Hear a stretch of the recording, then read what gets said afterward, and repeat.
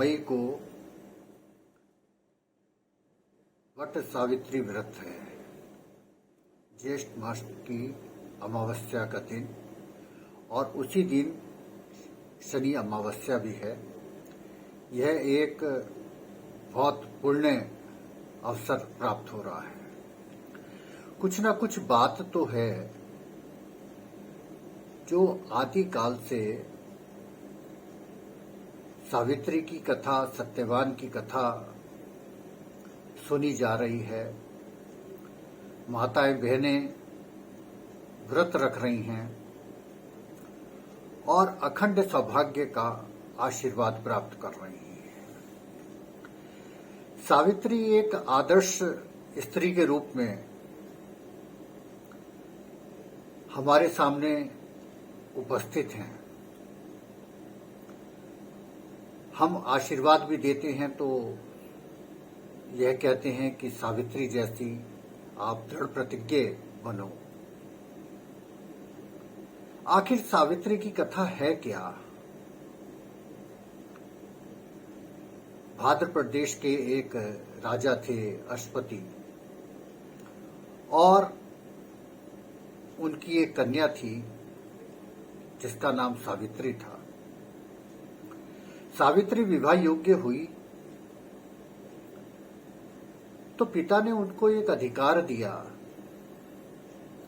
कि आप स्वयं वर का चयन कीजिए। उस समय ये परंपरा क्रांतिकारी थी और कोई ये सोच भी नहीं सकता था कि एक पिता अपने पुत्री को स्वयं वर का चयन करने के लिए अधिकृत भी कर सकता है। सावित्री एक मंत्री को लेकर वर के चयन के लिए निकली और उन्होंने देखा कि एक जंगल में एक नौजवान लकड़ियां काट रहा है। वह बहुत देर तक सावित्री उस युवक को देखती रही और फिर आसक्त हो गई। अपने मंत्री से कहा कि जाओ इस युवक से बात करो। मंत्री गया और युवक से बोला कि आप क्या करते हैं, आपका क्या नाम है? वह युवक सत्यवान था। सत्यवान ने कहा कि मेरा नाम सत्यवान है, मेरे पिता का राजपाट शत्रुओं ने ले लिया है, मेरे माता पिता नेत्रहीन हैं और मैं जीवन यापन करने के लिए, जीवन चलाने के लिए लकड़ियां काटता हूं। यही मेरा परिचय है। मंत्री ने यह बात सावित्री को कही कि युवक का इतना छोटा सा परिचय है। सावित्री बोली कि जाओ, सत्यवान के पास जाओ और विवाह का प्रस्ताव लेके जाओ कि मैं उससे विवाह करना चाहती हूं। मंत्री फिर सत्यवान के पास गया और उससे कहा कि भाद्र प्रदेश की राजकुमारी सावित्री आपसे विवाह करना चाहती है। सत्यवान अचंभित। सत्यवान ने कहा, यह कैसे संभव है कि एक राजकुमारी मुझसे विवाह करना चाहती है? सत्यवान ने कहा कि यदि वो तैयार हैं तो मैं भी तैयार हूं। स्वीकृति मिलने के बाद सावित्री अपने पिता के घर आई वहीं नारद जी बैठे हुए थे। सावित्री ने कहा कि पिताजी, मैंने अपने वर का चयन कर लिया है, उसका नाम सत्यवान है। नारद जी बोले, तुमने किस लड़के का चयन कर लिया? सत्यवान का? अरे सत्यवान की तो आयु ही नहीं है, सिर्फ 1 वर्ष बचे हैं और 1 वर्ष में उसका देहांत हो जाएगा, आयु क्षीण है। नारद जी की बात सुनकर सावित्री के पिता भी परेशान हुए। उन्होंने बेटी से कहा कि बेटी, तूने ये कैसा चयन कर लिया है? नारद जी कह रहे हैं कि उसकी केवल 1 वर्ष आयु है। ऐसे क्षीण आयु वाले युवक से तुम शादी करके क्या करोगी? कोई दूसरा लड़का देख लो। सावित्री बोली, पिताश्री, आर्य स्त्रियां अपने वर का चयन एक बार करती हैं, बार बार नहीं करती। मैंने अपने वर का चयन कर लिया है और मैं सत्यवान से ही विवाह करूंगी। अंत तो गत्वा सत्यवान से सावित्री का विवाह हो गया। सावित्री का विवाह तो हो गया, लेकिन सावित्री तो एक एक दिन गिनती जा रही थी। उसको लग रहा था कि अगर नारद जी की भविष्यवाणी सत्य है तो सत्यवान की आयु के दिन भी एक एक करके कम होते चले जा रहे हैं। जब वो 1 वर्ष का अवसर आया, उससे 3 दिन पहले से सावित्री ने व्रत रखने प्रारंभ कर दिए, अन्न जल का त्याग कर दिया। फिर एक दिन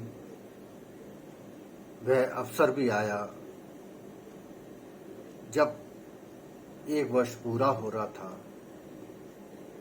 सत्यवान की आयु का वह अंतिम दिन था। सत्यवान ने कुल्हाड़ी उठाई, जैसे वो रोज उठाते हैं, जंगल की ओर चले। सावित्री ने कहा कि आज मैं भी आपके साथ चलूंगी।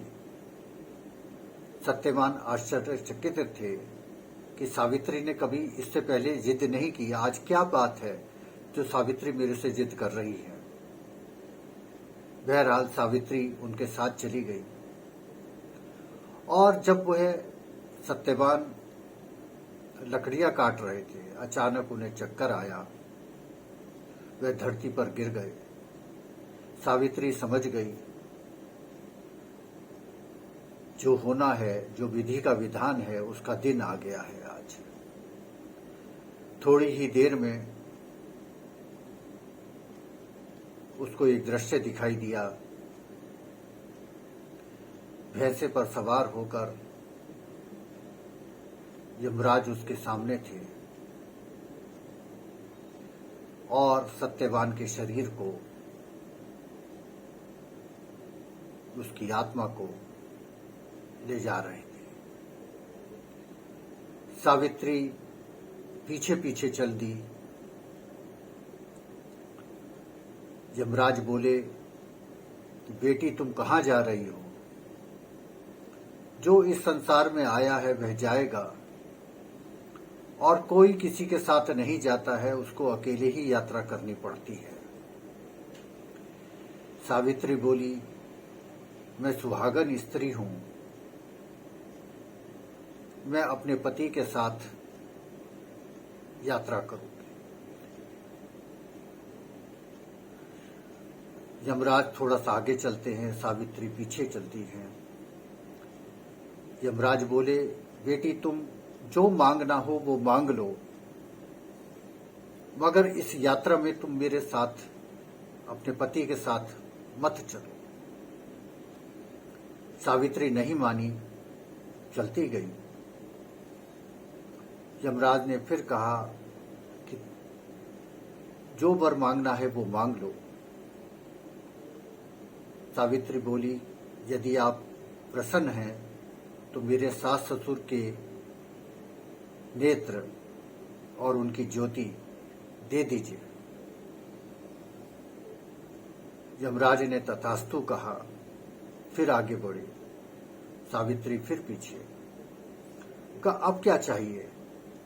क्योंकि मेरे सास ससुर का राजपाट जो शत्रुओं ने छीन लिया है उसको लौटा दीजिए। यमराज ने कहा, तथास्तु। यमराज फिर आगे बढ़े, सावित्री फिर पीछे पीछे चल दी। यमराज ने कहा कि अब क्या चाहिए? तुम्हारे 2 वर तो मैंने पूरे कर दिए हैं, अब क्या चाहिए? सावित्री ने कहा कि आप मुझे आशीर्वाद दीजिए कि मैं पुत्रवती हूं और यही ऐसा समय था जब यमराज ने बिना सोचे समझे तथास्तु कह दिया। यमराज फिर आगे चले, सावित्री फिर पीछे चली। अब यमराज को गुस्सा आया। उन्होंने कहा कि अब बेटी क्या चाहिए? तुम्हें सब वर तो मैंने दे दिए। सावित्री बोली, आपने वर तो दे दिए, वरदान तो दे दिए, लेकिन मेरा अंतिम वरदान जो आपने मुझे दिया है वह सत्यवान के बिना कैसे पूरा होगा? जब मेरा पति ही नहीं होगा तो मैं पुत्रवती कैसे रहूंगी, कैसे होंगी, मेरे संतान कैसे होगी? यमराज चकरा गए और उन्होंने सत्यवान के प्राण लौटा दिए। सावित्री की शक्ति, धैर्य, हिम्मत और इस हौसले से उनके सास ससुर की नेत्र ज्योति लौट आई, राजपाट लौट आया और सावित्री अखंड सौभाग्य का प्रतीक बन गई, एक आदर्श बन गई। ज्येष्ठ मास की अमावस्या को वट सावित्री का व्रत रखा जाता है। इस दिन वट वृक्ष की पूजा होती है। वट वृक्ष की पूजा क्यों होती है? जिस तरह वट वृक्ष हमेशा हमेशा के लिए खड़ा रहता है, उसी तरह सावित्री का व्रत हमेशा हमेशा के लिए खड़ा रहता है। एक सौभाग्य स्त्री का व्रत भगवान से प्रार्थना करता है कि वट वृक्ष की तरह हमारा वंश चले,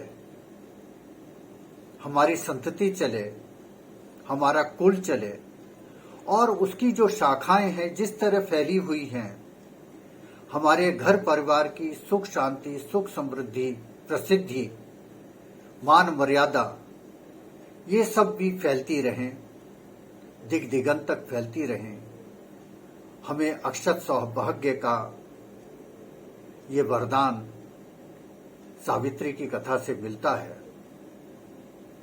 सावित्री की कथा केवल सावित्री की कथा नहीं है, ये सौभाग्य, अखंड सौभाग्य का हमारा मार्ग है और हम ये मानते हैं और कहा भी गया है शास्त्रों में, एको ही पतिव्रता एको ही पत्नी व्रता, यानी एक ही पति, एक ही पति और एक ही पत्नी, ये हमारा सिद्धांत है।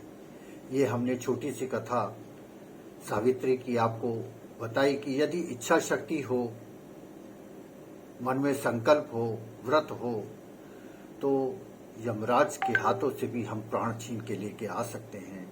आपको वट सावित्री की बहुत बहुत शुभकामनाएं। नमस्कार, प्रणाम।